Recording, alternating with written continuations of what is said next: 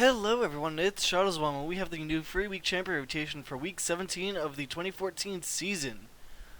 We, yeah, blah, blah, blah, blah, blah, blah. Getting tongue tied already, it's Monday night. I had a long day as usual. Let's jump into things, shall we? This week we got Fiddlesticks, Jana, Nunu, Rennington. We got Shyvana, Twitch, Urgot, Vladimir, Zach, and Zyra as the free week champions this week. As usual, going to go down the list in alphabetical order that Riot has provided us, and going to tell you guys the general roles you can expect the champions to be, the lanes you can expect them to be in, and their item builds. So let's get going, shall we, with Fiddlesticks. Fiddlesticks, he's a champion who can actually see either in the mid lane, in the jungle, or being played as support. Whether he's in mid lane or being the jungle, you're always going to be seeing him build AP. Same thing pretty much if he's going as the support. He's going to be built AP regardless, but as a support, maybe a little focus on some support items such as a runic bulwark. Other than that, pretty standard AP items. Your Abaddon's Death Cap, your Zanya's Hourglass. Maybe go ahead and get an Abyssal Scepter. That's always good on Fiddlesticks. But yeah, he can be played in the mid lane, in the bottom as support, or in the jungle. Next we've got Jana, who primarily played as support, and pretty much Nunu too, almost primarily played as a support. When they're being played as support, you can expect to see general support items, that Runic Bulwark, Sightstone, turn that into Ruby Sightstone, etc, etc, etc. And, you know, that's really it for Jana. For Nunu, you can actually see him be played in the top lane as well, or in the jungle. If he's being played in the top or in the jungle, however, you can expect to see him, have a fair amount of ability power, which, I would say maybe about 100 to 200, somewhere in that range, possibly more. But overall, that's where you can expect to see him. And Jana, obviously, in the bottom as the support. If Nunu's being support, obviously bottom lane. And if he's a jungle, well, jungle. And if he's top, well, top. Next, we got Rennington, who you can see him be played up at the top lane mostly. You can expect items such as a Sunfire Cape, maybe Ravenous Hydra on him, maybe a Frozen Mallet, and kind of go from there with high armor and magic resist with a little focus on health as well as some attack damage. Shyvana, pretty much same thing as Rennington, can be played in the top lane, but she can also be played in the jungle.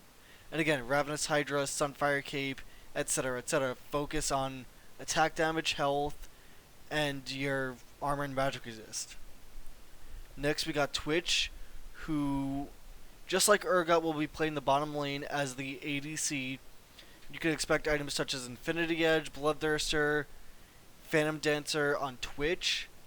And on Urgot, you can expect to see a Manamune, Bloodthirster, and, kind of Infinity Edge. More or less, Urgot's going to be a bully early to mid-game, and then tends to fall off and just be a nuisance, mid to late game. Twitch sucks early game, but he can be devastating, champion to go up against in the late game. But again, both will be playing the bottom lane as ADCs, so there you go. Next we got Vladimir, who can be played in the mid lane or in the top lane, and he's one of the few champions where he doesn't really need, he needs health, obviously he needs magic resist, he needs armor, but he can either be built primarily full health items or full ability power items due to his passive. His passive allows him, depending on his bonus health, to get extra ability power, and depending on his bonus ability power, get bonus health, but the passive cannot help itself, meaning the health you get from the passive cannot go towards the ability power to the passive, and vice versa. The ability power cannot go to the health. But, yeah, items such as a Rylus Crystal Scepter is good for Vladimir, a I guess, yeah, Sunfire Cape would be good on Vladimir, as well as Abyssal Scepter.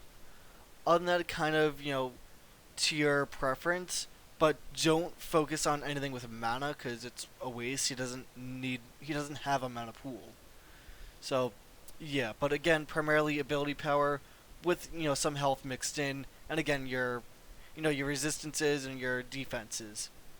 And again, top or mid lane. Zac, he can be played in the top lane.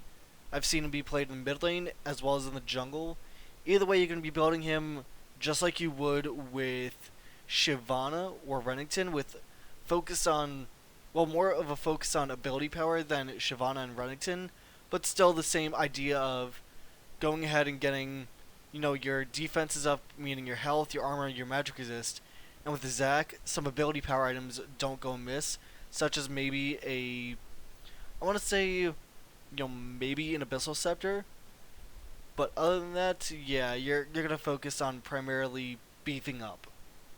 And last but not least, we got Zyra, who you'll tend to see played as a support, but with a high emphasis on ability power. And if she's being played in the mid lane, which she can be done as well, again, high focus on ability power. And stuff like Landry's Torment's going to be good on Zyra. Same thing on Vladimir, actually. Landry's Torment's very, very good for Vladimir and for Zyra, as well as maybe a Crystal Scepter on Zyra, Athene's Unholy Grail, and maybe a Rod of Ages. Other than that, your bog standard AP items for Zyra. But yeah, guys, that's it. Very short video this week. And don't forget to go ahead and check out the live stream that I had going on YouTube. There aren't that many views on it, but hey, I got to Silver 1 this week, or last weekend. And I aim to try and get to at least Gold 5, maybe this upcoming weekend? Question mark? We'll see. Check my Twitter to find out, guys. More posts on there later on during the week. My name has been Shadowswolm. I will talk to you all next time.